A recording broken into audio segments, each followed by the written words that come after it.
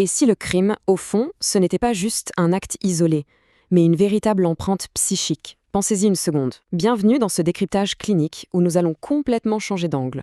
Aujourd'hui, on quitte les salles d'audience, on laisse de côté le code pénal et on va disséquer ensemble l'anatomie véritable, la mécanique pure du comportement violent. Plongeons directement au cœur de la psychopathologie criminelle, une discipline scientifique absolument fascinante qui nous permet de regarder sous le capot pour comprendre comment et pourquoi un individu passe à l'acte.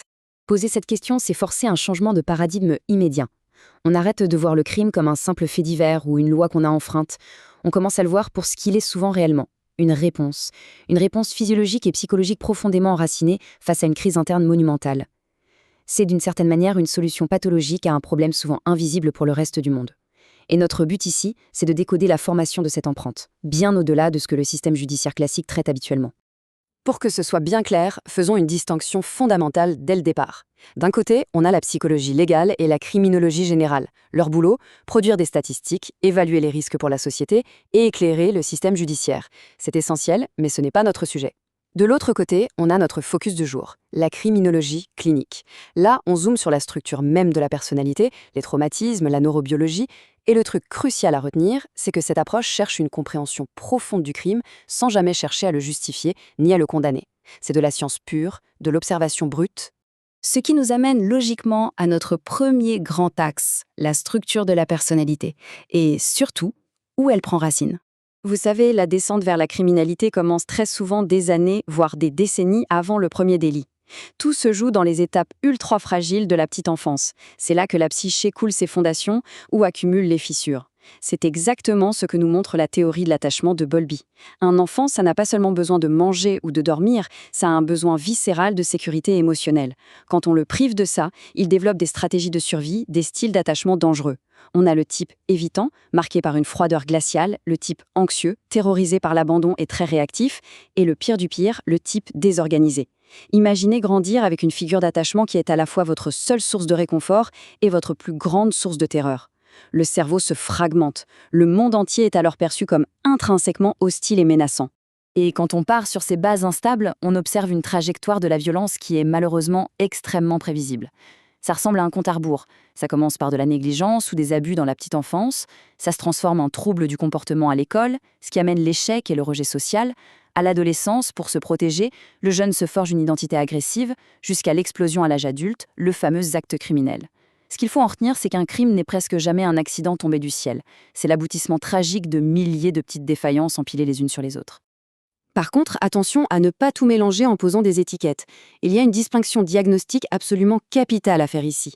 Prenez le trouble de la personnalité antisociale, l'ASPD. Ce sont des profils très impulsifs, qui transgressent les règles sans remords, mais ce n'est pas la même chose que la vraie psychopathie structurelle, celle mesurée par l'échelle de Haar. La psychopathie, c'est une toute autre bête. On parle d'un charme froid et calculé, d'une absence littéralement totale d'empathie et d'une vraie jouissance à contrôler l'autre. Le psychopathe comprend parfaitement, intellectuellement, la gravité de ce qu'il fait. C'est juste qu'il n'en ressent absolument rien. Zéro. Alors, que se passe-t-il physiquement à l'intérieur? C'est notre axe 2, les neurosciences du comportement violent.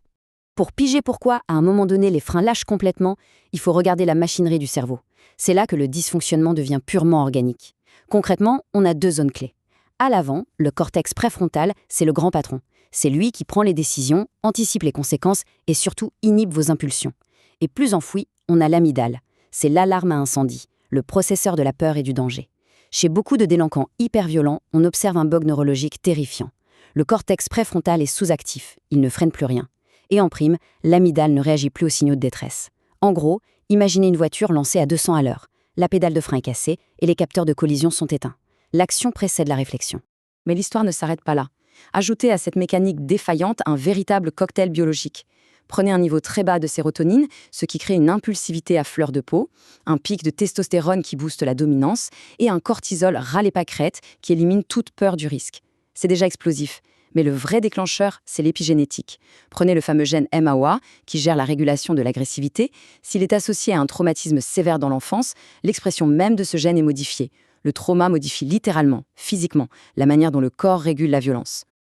C'est beaucoup de théories, c'est vrai. Alors, passons à l'axe 3 et voyons comment tout ça s'articule dans le monde réel, avec une autopsie clinique concrète. On va appliquer nos concepts à un cas d'étude, qu'on appellera le sujet X. Regardons les données brutes.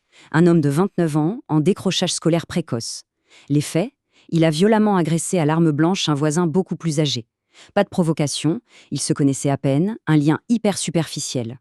Après le coup, il s'enfuit, et lors des interrogatoires, il est dans un déni partiel, incapable de montrer de vrais remords. Sur le papier, pour le citoyen lambda, c'est l'acte gratuit et incompréhensible par excellence. Mais vous allez voir, le scanner clinique va nous raconter une toute autre histoire. Avant de poser le moindre diagnostic sur notre sujet X, on doit d'abord traquer ce qu'on appelle les mécanismes cognitifs. Comment cette personne se regarde-t-elle dans le miroir après avoir fait ça ? Souvent, on cherche les traits de la fameuse triade noire. Le narcissisme, qui fait qu'on se sent fondamentalement au-dessus des lois des simples mortels, le machiavélisme, cette idée froide que la fin justifie absolument tous les moyens, et la psychopathie, le besoin de domination. Ces traits-là, c'est le logiciel interne qui permet au délinquant de rationaliser l'horreur, de déshumaniser sa victime et de se désengager moralement. Alors, on passe notre sujet X dans la machine. L'autopsie clinique suit 4 étapes ultra cadrées. 1. L'analyse descriptive. On regarde les faits de manière clinique, la mécanique pure du coup de couteau. 2. Le côté développemental. On creuse le passé, on cherche l'origine de la fracture. 3. Le neurocomportemental. Pourquoi à cet instant T, la pédale de frein a-t-elle cédé ? Et enfin 4. La victimologie. Pourquoi lui ? Pourquoi ce vieux monsieur spécifiquement ? Et c'est en croisant tout ça qu'une vérité assez stupéfiante émerge du dossier. C'est là que tout s'éclaire. L'analyse prouve formellement que le sujet X n'est absolument pas le psychopathe froid et calculateur qu'on imaginait. Il n'a rien d'un prédateur qui aurait préparé son coup. C'est un pur délinquant impulsif. Rappelez-vous l'attachement désorganisé ? Eh bien chez lui, lié à un père ultra-violent pendant son enfance, il s'est réactivé violemment. La clé du mystère, c'est la victime. Ce voisin âgé, figure masculine d'autorité, n'était qu'un paratonnerre. Il a servi de substitut symbolique au propre père de l'agresseur. Ce n'était pas de la prédation, c'était une décharge émotionnelle incontrôlable déclenchée par un trauma resté à vif. Comprendre ça, ça change littéralement tout. Et c'est ce qui nous amène à notre conclusion, réfléchir au-delà de la simple punition. Parce que voilà la réalité qu'on doit tous regarder en face. Le comportement criminel, c'est un carrefour incroyablement complexe où se percutent les traumas d'enfance, la chimie du cerveau et les failles de notre développement. Croire qu'on va régler ça juste en enfermant les gens plus longtemps, c'est une illusion scientifique totale.